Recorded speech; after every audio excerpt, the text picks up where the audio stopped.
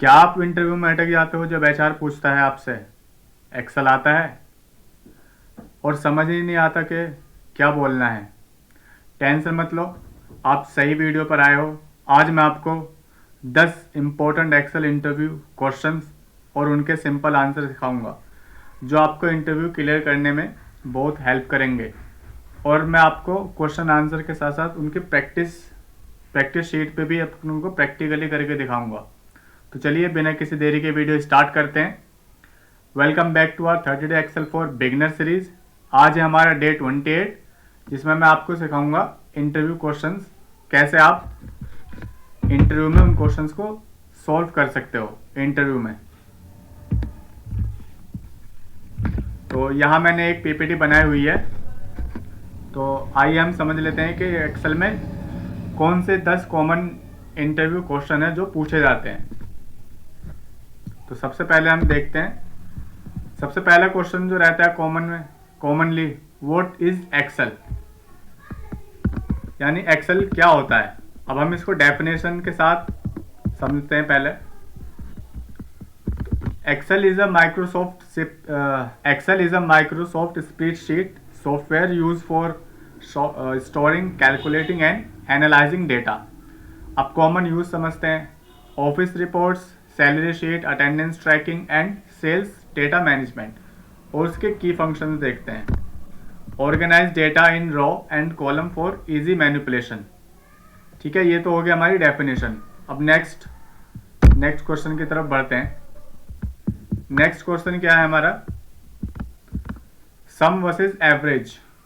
सबसे पहले हम सम फंक्शन समझते हैं, तो होता क्या है। ठीक है, सम फंक्शन जो होता है हमारा, calculate the total by adding all values together.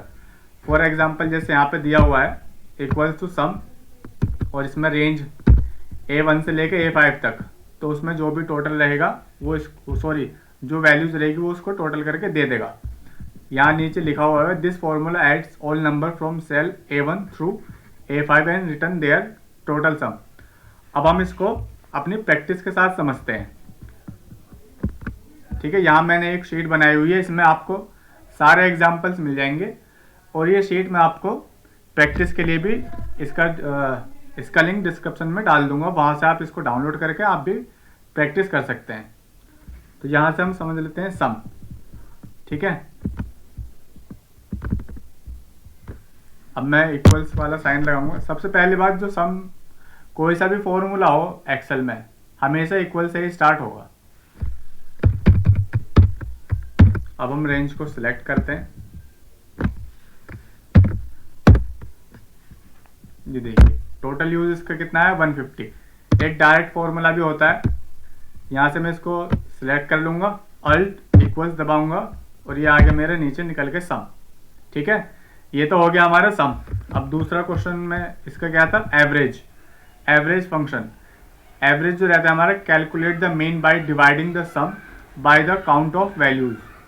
This formula calculate the average by summing values A1 through A5 and dividing by the count. अब इसको आइए हम प्रैक्टिस से भी समझ लेते हैं। यहाँ हम इसका जैसे एवरेज निकालेंगे, यहाँ में इसको, अब ना तो ये मुझे मैक्स वाले बताएगा ना मुझे मिन वाले बताएगा, ये मुझे एवरेज वैल्यू निकाल के देगा। ठीक है, या ये हो गया हमारा एवरेज भी और हमारा सम भी। अब देख लेते हैं हम नेक्स्ट क्वेश्चन क्या है। नेक्स्ट क्वेश्चन हमारा V lookup. What is V lookup? V lookup searches for a value in the first column of a table and returns data from a specified column in the same row. यानी V lookup का जो हमारा use होता है, एक जगह हम जैसे कोई वैल्यू डालेंगे और वो हमें दूसरी रो में से निकाल के ला के देगा। ठीक है, यहाँ पे देखिए एग्जाम्पल से हम इसको भी समझ लेते हैं। जैसे यहाँ पे नीचे लिखा हुआ है, ये देखिए, the false parameter ensure an exact match is required. This function is essential for combining data from multiple tables. अब यहाँ इसको हम प्रैक्टिकली भी समझ लेते हैं। जैसे यहाँ पे क्या है, यहाँ पे मेरे कुछ लुकअप आईडीज हैं 101, 102 और 103।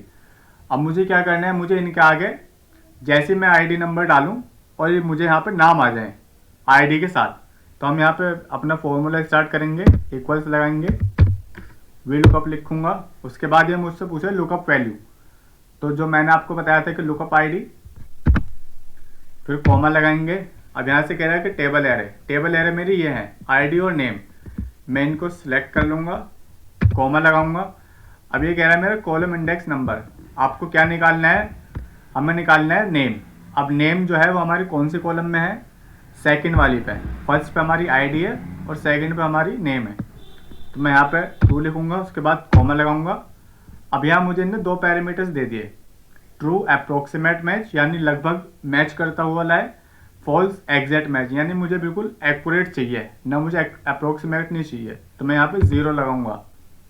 ठीक है, उसके बाद ब्रैकेट क्लोज एंड एंटर। ठीक है, अब हम इसको नीचे ऐसे ही ड्रैग कर देंगे, ये देखिए 101 पे। अब अगर मैं यहाँ से इसको चेंज करूँगा तो ये अमित आ जाएगा, यहाँ से इसको 103 करूँगा तो नेहा आ जाएगा, 101 करूँगा तो, ठीक है।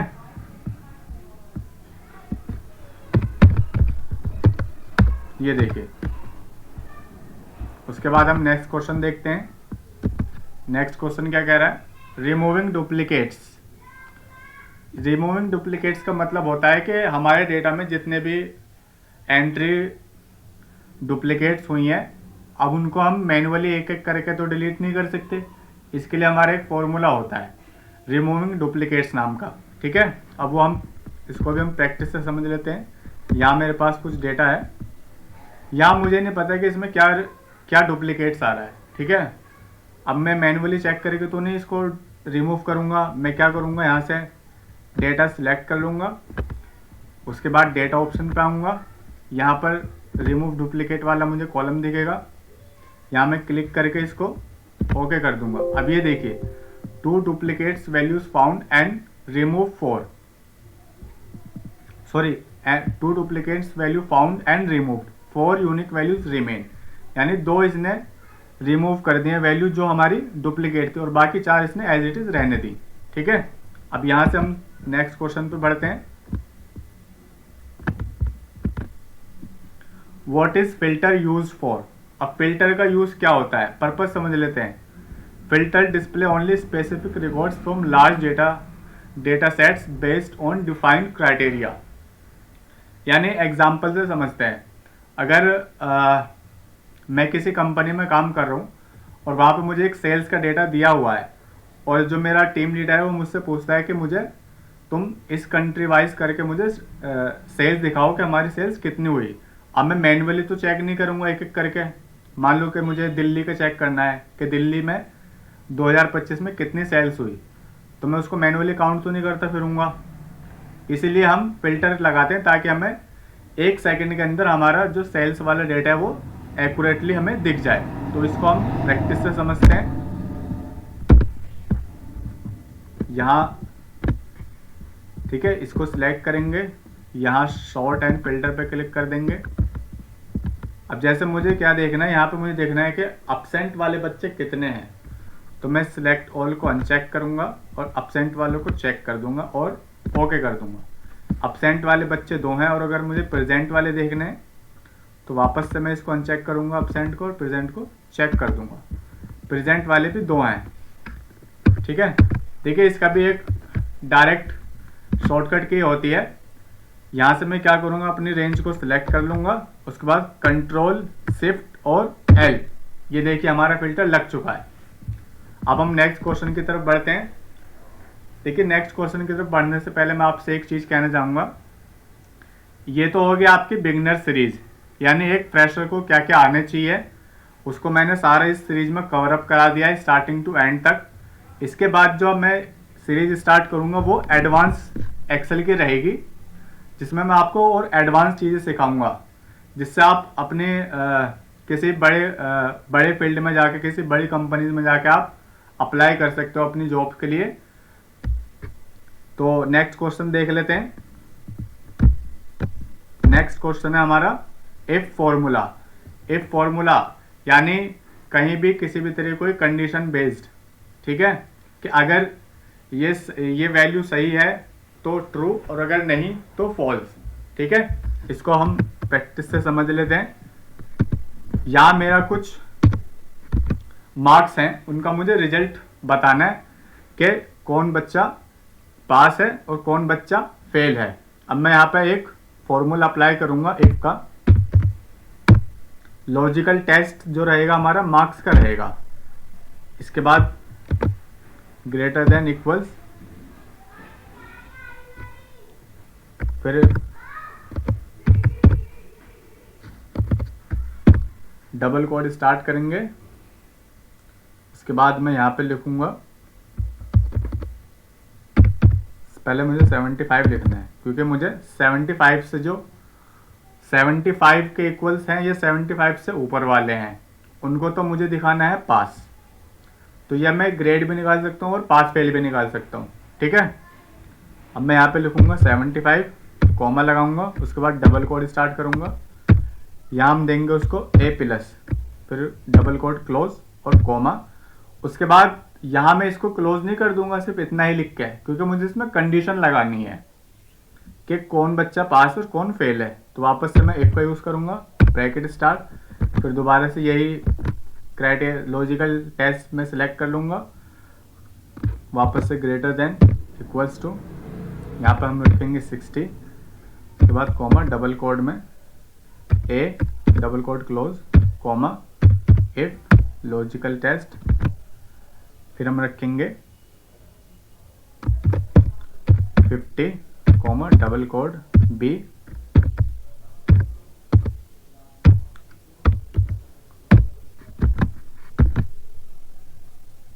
यहाँ हम रखेंगे अपना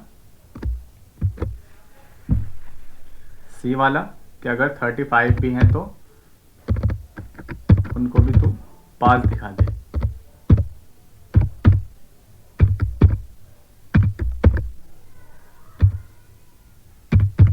अब यहाँ मैं रखूंगा फेल वाला।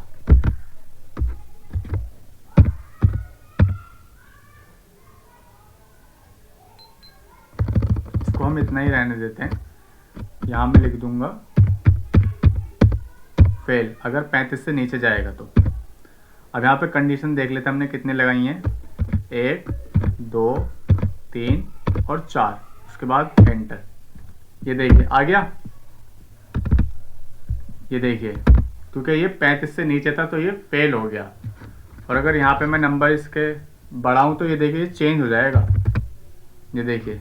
और अगर मैं इसको 76 भी कर दूंगा तो A पॉजिटिव, और यहाँ से फेल वाला भी मुझे अगर करना है तो 35C, ठीक है। अब नेक्स्ट क्वेश्चन की तरफ बढ़ते हैं। नेक्स्ट क्वेश्चन हमारे क्या कह रहा है, वाई यूज फ्रीज पेन्स, मतलब हमें अपने जो ऊपर के जो रोज हैं उनको क्यों फ्रीज पेन्स को क्यों यूज़ करते हैं। तो पहले इसका डेफिनेशन समझ लेते हैं। कीप्स हेडिंग विजिबल, यानी जो हमारी हेडिंग्स हैं वो हमें विजिबल रहें, ठीक है। फ्रीज टॉप रो और specific rows so column headers remain visible while scrolling through data, यानी जब भी हम किसी लार्ज डेटा पर काम करते हैं तो हमें अब जो हमारी टॉप रो होती हैं हम जैसे स्क्रॉल करते हैं तो वो इनविजिबल हो जाती हैं, इसलिए हम फ्रीज पेन्स का यूज़ करते हैं, ठीक है। यहाँ पे हम समझ लेते हैं। अब जैसे मैं इसको सिलेक्ट करूँगा, उसके बाद व्यूज़ पर आऊँगा, यहाँ फ्रीज पे क्लिक करूँगा और ये फ्रीज टॉप रो पे मैं क्लिक कर दूँगा। ये देखिए यहाँ पे एक लाइन भी बन के आ गई है, मैं आपको दिखा देता हूँ।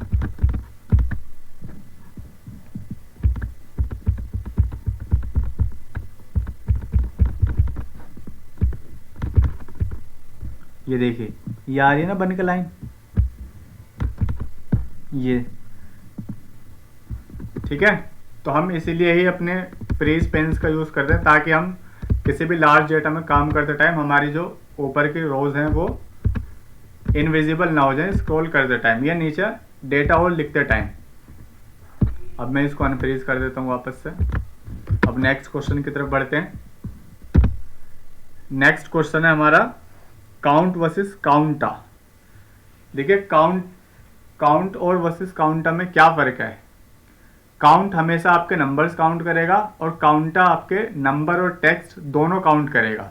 यहाँ पे देखिए लिखा हुआ भी है, count only cells containing numbers और counter all non empty sales.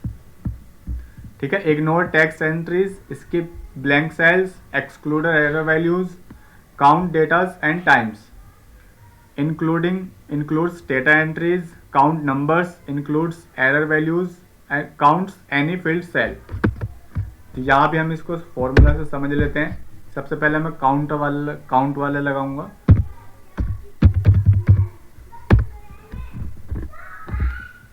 Data select, bracket close and enter. अब आप यही सोच रहे होंगे कि यहाँ पे 2 क्यों आ गया, क्योंकि काउंट हमारे नंबर से काउंट करता है, टेक्स्ट काउंट नहीं करता। अब काउंटर देख लेते हैं, सॉरी इक्वल्स लगाना भूल गया।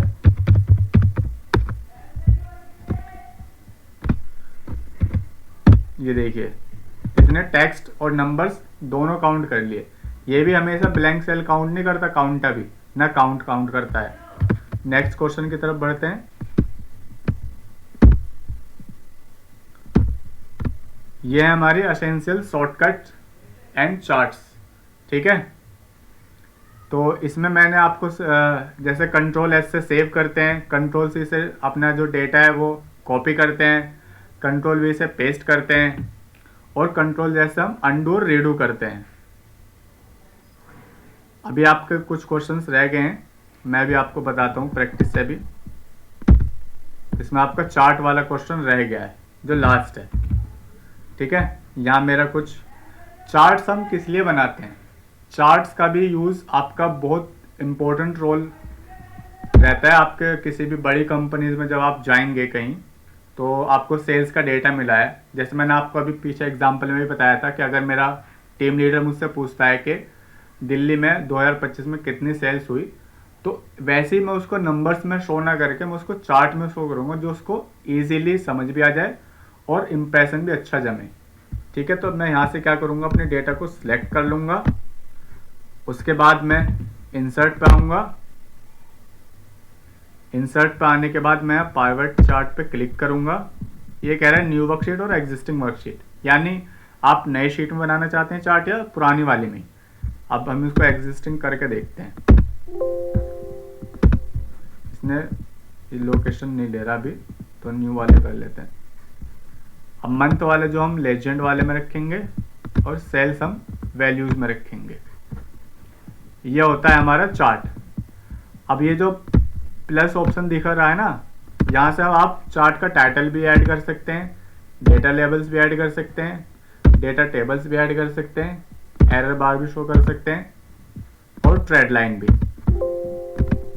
ठीक है, आप अपनी मर्जी से चार्ट का कोई से भी टाइटल दे सकते हैं। तो अगर आज की वीडियो से आपको कुछ नया सीखने को मिला हो तो वीडियो को लाइक ज़रूर कर देना। इससे मुझे पता चलता है कि आपको ऐसे प्रैक्टिकल वीडियोस पसंद आ रही हैं। ठीक है, तो इस वीडियो में गाइस सिर्फ इतना ही। नेक्स्ट वीडियो में हम एक फुल प्रोजेक्ट बनाएंगे, जिसमें मैं स्टार्टिंग टू अभी तक इस सीरीज में हमने जितना सीखा है हम वो सारा यूज़ करने वाले हैं उस प्रोजेक्ट में। वो इस सीरीज का लास्ट प्रोजेक्ट रहेगा, तो आप मिस मत करिएगा वीडियो। मिलते हैं नेक्स्ट वीडियो में। Thanks for watching, keep learning and keep growing.